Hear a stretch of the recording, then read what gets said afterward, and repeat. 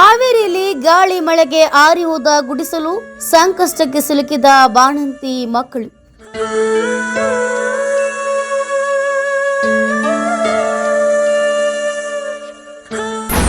ಕೈಯಲ್ಲಿ ಎಳೆ ಕಂದನ ಹಿಡಿದು ಗುಡಿಸಲಿನ ಮುಂದೆ ಅಸಹಾಯಕರಾಗಿ ನಿಂತು ಕಣ್ಣೀರಿಡುತ್ತಿದ್ದ ಬಾಣಂತಿ.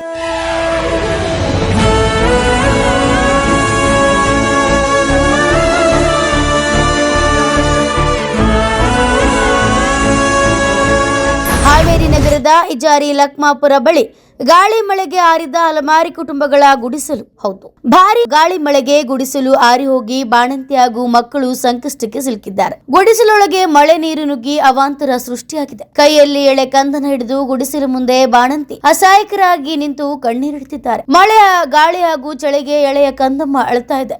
ನಾವು ಮತ ಹಾಕಿದ್ರೂ ನಮಗೆ ಪ್ರಯೋಜನ ಏನೂ ಇಲ್ಲ. ನಮ್ಮ ಗುಡಿಸಲುಗಳಿಗೆ ನೀರು ನುಗ್ಗಿದೆ. ನಮಗೆ ಸ್ವಂತ ಮನೆ ಇಲ್ಲ, ಜಾಗವೂ ಇಲ್ಲ.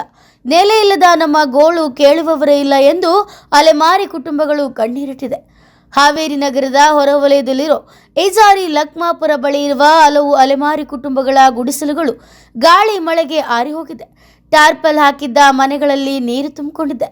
ಇದ್ದ ದಾಸ್ತಾನುಗಳು ನೀರಿನಲ್ಲಿ ಹಾಳಾಗಿದೆ. ಮಕ್ಕಳು ಪರಿಸ್ಥಿತಿ ಶೋಚನೀಯವಾಗಿದೆ.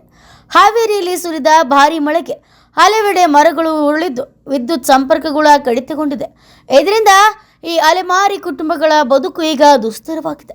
Bureau report, news pulse, Haveri.